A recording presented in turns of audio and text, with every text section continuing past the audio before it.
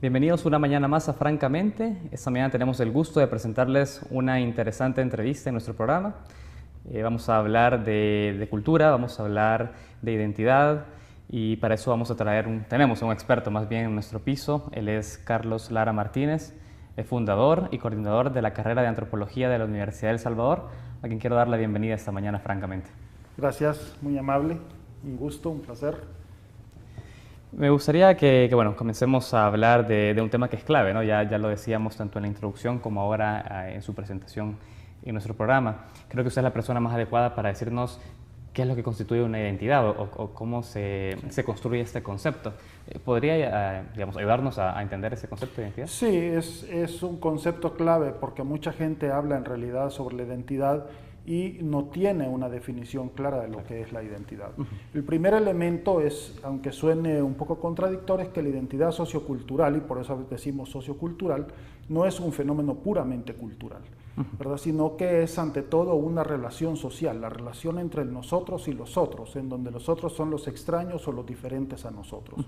Entonces es la relación en realidad entre dos grupos sociales lo que está constituyendo la identidad.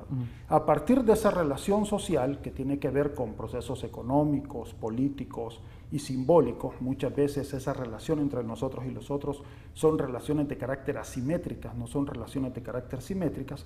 A partir de ahí se construye un universo simbólico, ¿verdad? Un sistema simbólico y también un sistema de relaciones intrasocietales, es decir, al interior del grupo. Y este triángulo entre las relaciones entre nosotros y los otros, el sistema simbólico y las relaciones al interior del grupo, relaciones intragrupales, es lo que constituye el fenómeno de la identidad. Ahora, usted decía que la identidad se construye también en las relaciones sociales, es decir, se relaciona frente al otro, es decir, yo me identifico en la medida que conozco las características del otro. Exactamente, es decir, yo me identifico en la medida que me contrapongo al otro, es decir, es una relación de oposición y conflicto. Y cómo se define la identidad depende de la relación con el otro, es decir, no nos definimos, por ejemplo, los salvadoreños de la misma manera cuando nos enfrentamos frente al angloamericano, que es un grupo social que nos condiciona bastante, como cuando nos enfrentamos frente al mexicano, que también es otro grupo que nos condiciona bastante, o cuando nos enfrentamos frente al resto de los centroamericanos, que también son otros grupos que nos condicionan mucho nuestra identidad. Cuando usted habla de condicionar la identidad, ¿a qué se refiere? Al proceso de construcción de la identidad, es decir, yo construyo la identidad no en abstracto, construyo la identidad en función de la relación con el otro o con los otros, ¿verdad? ¿Quiénes son los otros? Es fundamental en la construcción de la identidad, es decir, el salvadoreño construye su identidad en oposición y conflicto con el angloamericano, ¿verdad? En el angloamericano, donde tenemos un sistema de dominación asumida, nos asumimos como inferiores al angloamericano, y eso nos da una identidad de carácter deteriorada, ¿verdad? Sin embargo, también construimos la identidad cuando nos oponemos al mexicano, ¿verdad? Siempre la relación con México es muy importante, el tránsito, digamos, de las migraciones hacia Estados Unidos que pasan por México ha sido muy importante. Y una anécdota un poco divertida, nada nos hace más felices que ganarle a México, ¿verdad? En el fútbol, independientemente de que no vayamos al mundial. Pero ¿por qué esto es importante? Porque el fútbol es una representación simbólica de esa oposición entre nosotros y los otros. Nos estamos oponiendo, estamos combatiendo, estamos en contienda con el mexicano y eso se representa a través del juego de fútbol. Ahora, ¿qué sucede con México? Con México tenemos una hegemonía no asumida y entonces la relación es mucho más conflictiva. A ver, ¿podemos profundizar en eso? ¿A qué nos referimos con una hegemonía no asumida? Voy a poner una anécdota. En una ocasión, un programa mexicano, Primer Impacto, por cierto, que tengo entendido que es un programa mexicano, dio a conocer de que en México se capturó a un conjunto de salvadoreños en la frontera con los Estados Unidos, los metieron en un camión de la basura y los mandaron a la frontera con Guatemala. Entonces, platicando con una persona de Usulután, por cierto, me dice esta señora, me dice, ya ve, me dice, esos somos para los mexicanos, pura basura. Y entonces yo le digo, bueno, le dije, pero los angloamericanos no nos tratan mejor. Los gringos no nos tratan mejor. Ah, me dijo, pero ellos son los dueños del mundo, ellos son los señores del mundo, pero el mexicano que es pinche, tan pinche como nosotros, no tiene derecho a tratarnos así. Es decir, ¿cuál es la diferencia ahí? Que tenemos una relación de dominio asumido con el angloamericano. Si el angloamericano nos pisotea, no es problema, porque ellos son los dueños del mundo, ¿verdad? Entonces tenemos que aceptar esa situación de inferioridad, pero no la aceptamos con el mexicano o con otro latinoamericano.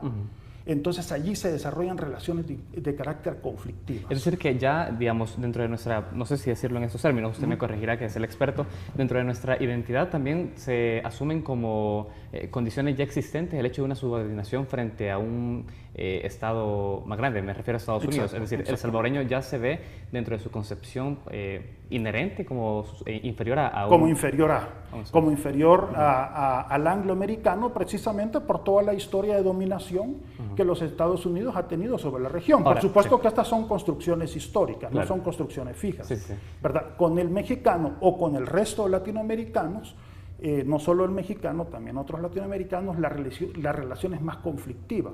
¿Por qué? Porque la hegemonía, aunque sí la hay, de hecho, no es asumida. Ahora, ¿y por qué no es asumida? Perdón, quiero terminar. Por la cercanía social y cultural que tenemos con el mexicano. Sí, perdón.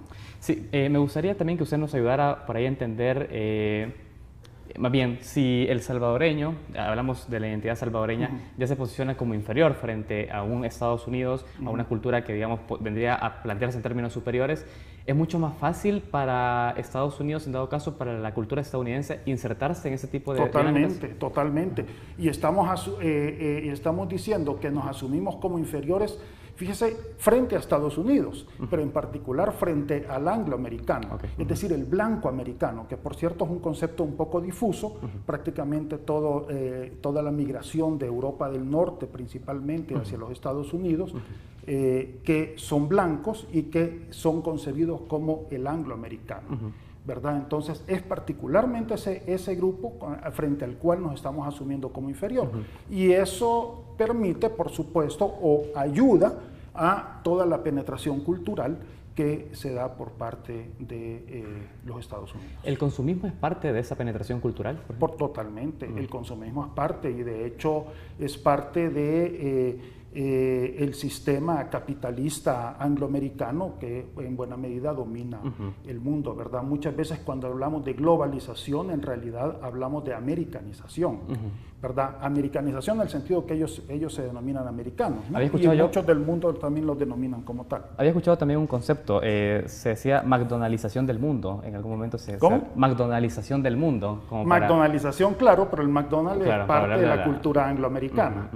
Al final es concebida como parte de la cultura angloamericana. Ahora, sabemos que estamos ya, bueno, en una época en la cual hay mucho consumo, hablamos de la época navideña, fin de año, conocemos por recientes estudios del PNUD que El Salvador se posiciona como el tercer país con mayor consumo respecto a su Producto Interno Bruto.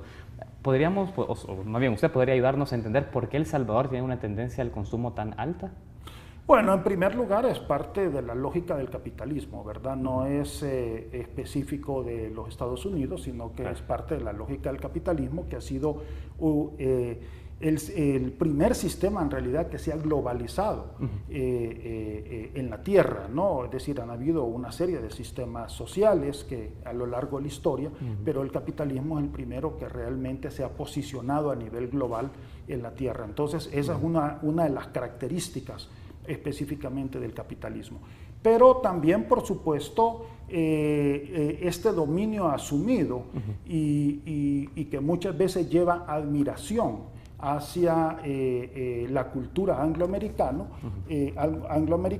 favorece, por supuesto, esta actitud consumista por parte del salvadoreño. Pero a ese nivel, digamos, a un nivel tan alto, para considerarse el tercer país más consumista. Bueno, efectivamente, porque no, más que un fenómeno propiamente económico, yo creo que hay otros países que tienen poder económico mucho mayor que El Salvador. El Salvador no es un país con un poder económico tan alto. Si tiene un nivel de consumo tan alto, es más una actitud de carácter cultural que una actitud de carácter económico en el sentido estricto de la palabra.